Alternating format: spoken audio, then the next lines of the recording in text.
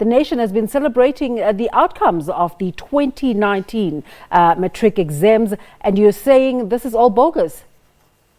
Well, good morning, and good morning to the viewers nationally. So, look, we as an organization, we have taken a stance looking at the system that has been displayed in the country, the education system.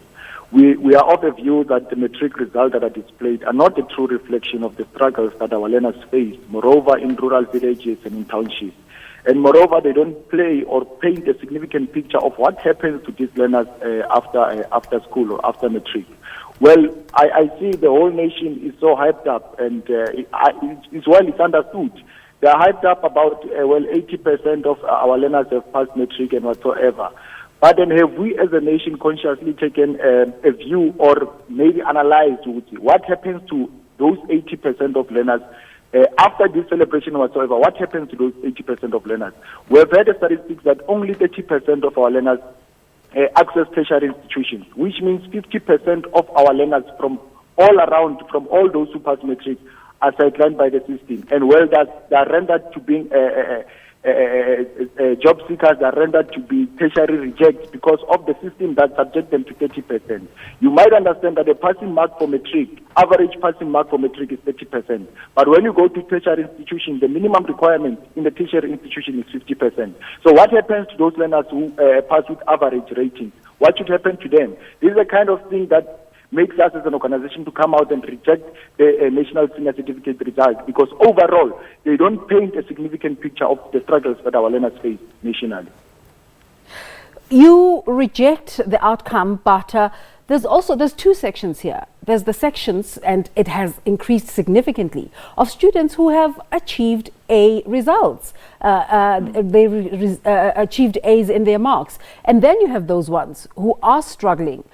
How do you speak to the ones who have really done well, and how we can learn from how they've been able to achieve what they've achieved? Look, let us be precise. We have said even in our statement that we congratulate those who did well.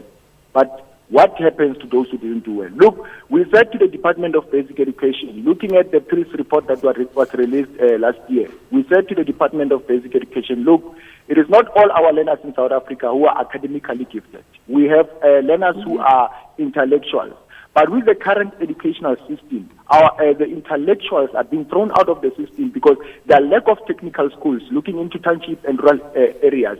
There are not technical schools, so those who can cope academically or theoretically, they are thrown out of the system and are rendered useless. And they end up being subjected to triple challenges after school because they have no alternative to use for them to make a living after school. We said to them, well, let us have two-phase education system in our country. Let us have schools that are academic schools, and let us have technical schools. Like what MEC Panyaza Lissouf is doing in Gauteng. We must commend MEC Panyaza Lissouf. We have aviation schools in Gauteng. We have mechanical schools in Gauteng. We have catering schools and whatsoever in Gauteng. We said, let that thing be introduced nationally so that those who cannot cope theoretically and academically, they can be accommodated in those technical schools. So that is what we are preaching for. Well, congratulations to those who did well. But what about these ones that didn't do well? Should we sideline them?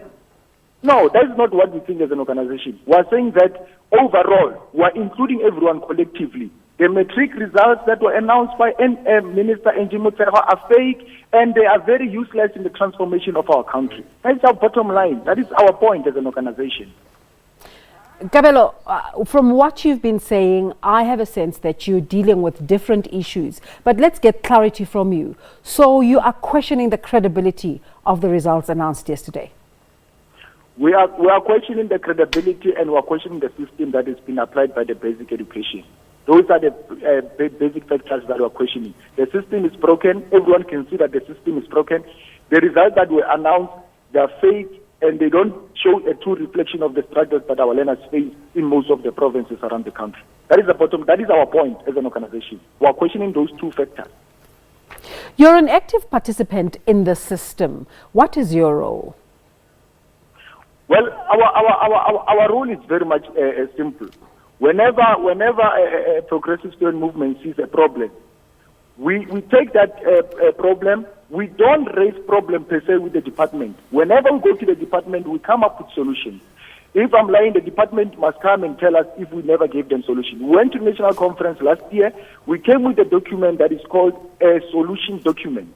The solution document entailed what needs to be done in terms of the system, what needs to be done in terms of school safety and security. Remembering that last year we had a lot of violent cases in our schools. We had a solution for that. We had a solution also for sports and recreation in our country in terms of development in schools. We submitted that solution document. So we're not an organization that always sees problems, but we're an organization that comes with solutions. The problem is that the department cannot implement our solution looking at which organization came up with those solutions. They refuse to implement our solutions, and rather, the Department of Basic Education once sent us bouncers and private security to remove us out of the School Safety and Security Summit. After raising issues with them and giving them solutions, they removed us out of the summit, and rather after they implemented the solution that we gave them, but they pretended that the solution came with them. We have a solution document. Everyone in the country, even on the internet, there is a solution document that is submitted to the Department of Basic Education. So we are not an organization that only make halabaloo on social media or on the media. We come up with solutions and give solutions to the government for them to implement. Kabelo, a week ahead of the announcement of the results, uMalusi came out to say they were satisfied with the exam process and the quality and the standards. And you disagreeing? No, we totally disagree.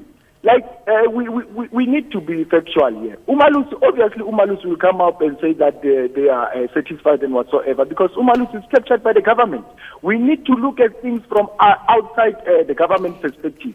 We need to be critiqued as conscious people in this country. Let's look at the matric results. Simple thing. What happens to the 80% of learners who pass matric? Let us start there. What is going to happen with them?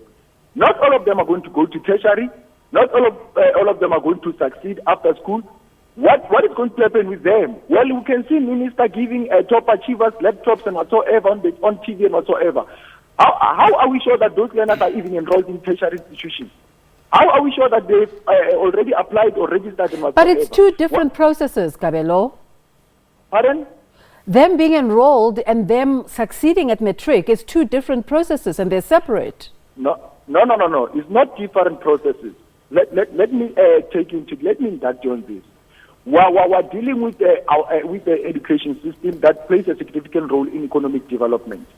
When learners are being sidelined by the same education system, that affects the economic emancipation and economic development of the country.